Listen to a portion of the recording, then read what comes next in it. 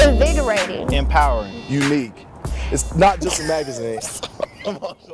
What's up, guys? This is Shalon Nikea, once again with ReVeal Magazine US. I bet you guys are wondering why I have this huge smile on my face, and guess what? You would too if you were sitting here next to the beautiful, talented, she's a model, she's an actress. You guys see her every week on the Real Housewives of Atlanta. We hear her on the Ricky Smiley Show every morning. Yes, Miss Claudia Jordan. Claudia! Oh my God, I have to live up to this intro now. That's such a good intro. I need you to come with me like everywhere I go and just like say that nice intro. Okay. Just let me know. Thank you. Good to be here. I'm glad you're here. You look beautiful as always. So do you. Of course you do. So what we want to do is actually get to know you. Get to know Claudia. Like I said, we see you on Real Housewives of Atlanta. We can hear you on the Ricky Smiley Show every morning. But outside of that, who is Claudia Jordan? Right. Ooh, I feel like I always tell people that don't know me that I feel like I'm very misunderstood. I started off in radio with Jamie Foxx, and it was a really edgy kind of show. And if you didn't know who I was, you just heard the voice, you're like, who's this girl, this cigarette smoking old lady on the show that's so mean? And then it's like, hi, it's me. I don't smoke cigarettes, by the way, but I just sound like I do. But and then I saw that like people were shocked when they found out that I was a model and whatever, because I think there's a theory, I guess, that, you know, women that look a certain way should kind of just be nice and just be quiet, just be seen and not heard. And I'm very opinionated. I'm very unapologetic. That we know. And I feel this, and I think that more women should be like that. Right. You know, why is it that the men can kind of like go hard, but a woman can't? I mean, I'm not trying to be evil or anything like that, but I just feel like when it comes to like a radio show and comedy, like you should be able to go there. I mean, your job is to make people laugh or to shock people or to get people to think about something in a different way. Absolutely. So definitely misunderstood, but that's okay. I'm very random.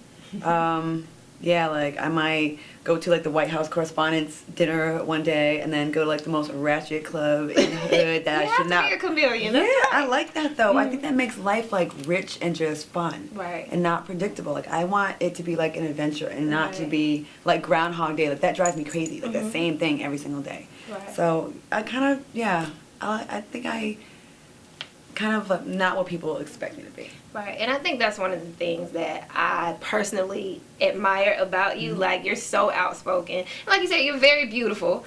And, you know, after drawing in some eyebrows and clipping in some hair. But you look good. Thank It's you. not too much. It's all right. You know, people do expect the pretty girl to be quiet. And I think especially in this industry, especially when there's a lot of men around you, too. So I definitely admire you for that as well. So I know you said you did the Sirius Radio. Of course, you're on Ricky Smiley as well. When did you know that this was your calling? Like, this is what you're supposed to be doing?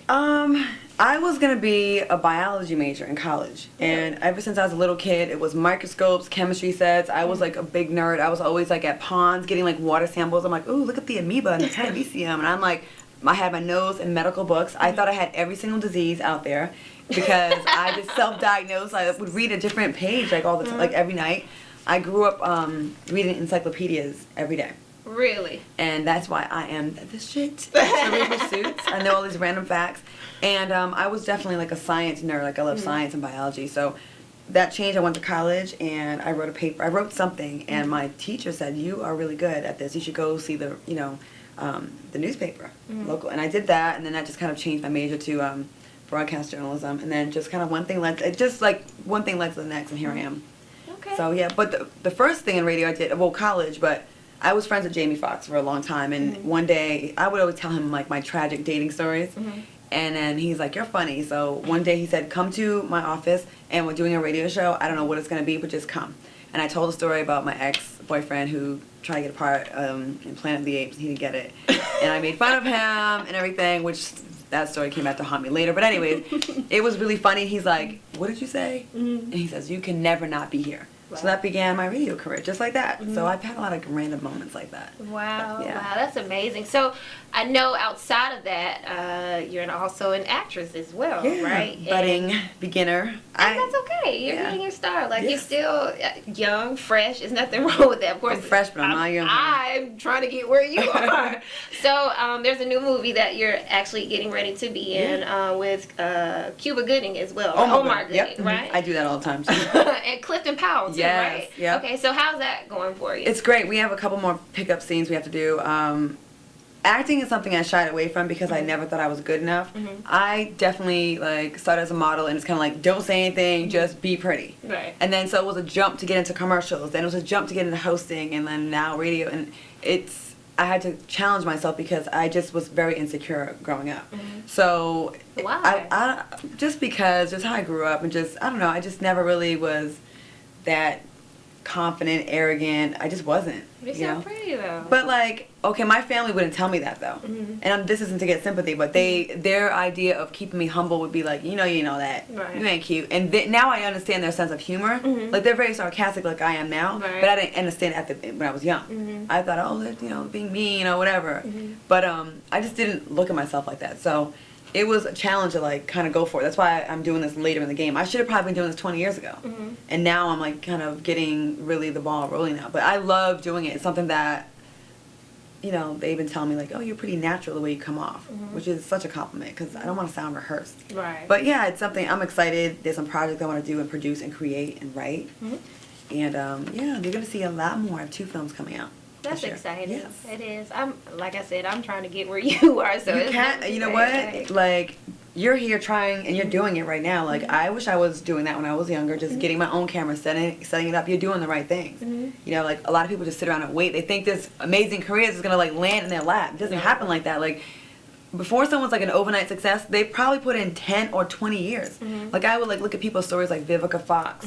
Like she was at it like I said, 10, 15, 20 years before like the big roles came. But grinding, doing a commercial here, a guest star there, like you don't really see those. Like you don't really get famous from those. But people I think they have like, they're misinformed about how much work actually goes into it. Right. And I think once you get over the fear part, because I'll be completely honest with you since we're just talking. Like I was like, I'm nervous and I know I'm silly, but what am I supposed to say? What do I say? You're It's doing like great. I know, but it's still like, like I said, I admire you so much. Thank you. And it's just like, I think for anyone that wants to pursue their dreams, it's like, you have to get over that fear part. Like, just do it. That's my motto at this point. Like, it is what it is. Just do what you have to do. If this is what you really want, You're go right. ahead and do The it. most important part of this business is confidence, which I didn't have at the time, but now I do. Right. And it's like, you have to believe in what you're saying and what you're doing, and that's really it. It's not as complicated, I think, as some people make it out to be. Right. You know what I mean? It's like believing in yourself, and I know that sounds like a pageant answer, but it's so true. I believed in myself a long time ago, so I took $500 and I left Rhode Island by myself and flew to Los Angeles, which is crazy looking back now. Like $500 to start over in a new city, but I just really was like, I know I'm gonna do it. I don't know how, I'm just gonna do it. And yes, my lights were shut off, and yes, my gas got shut off, and yes, I had a couch from the Salvation Army, and yes, all my clothes were very suspect, which they continue to be, but whatever. Second season, I got y'all. But I didn't care. Like, I just knew I was meant to be in something, and so I just bet on myself.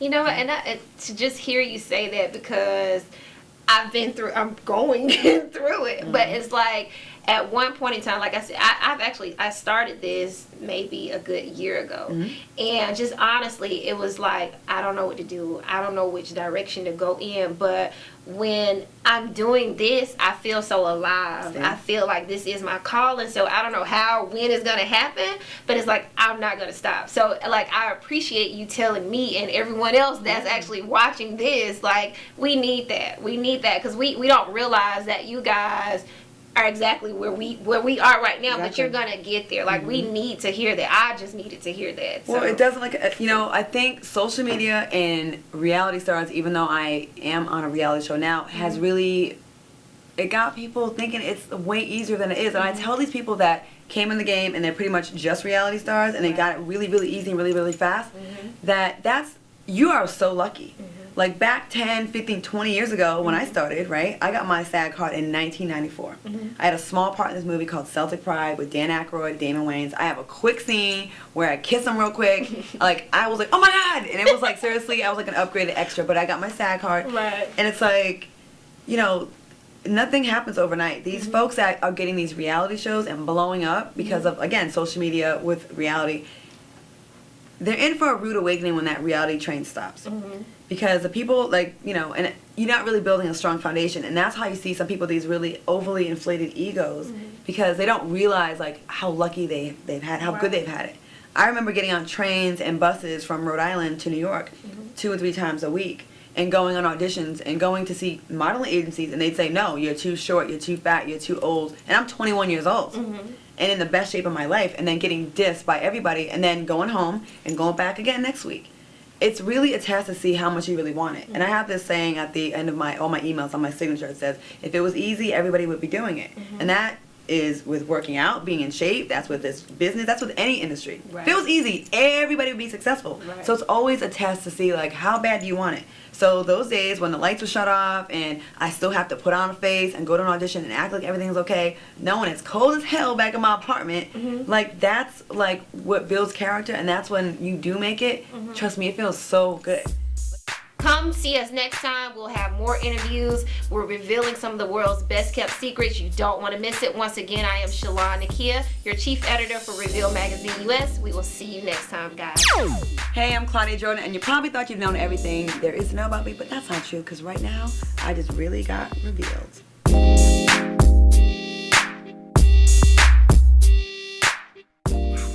Invigorating. Empowering. Unique. It's not just a magazine. It's a movement.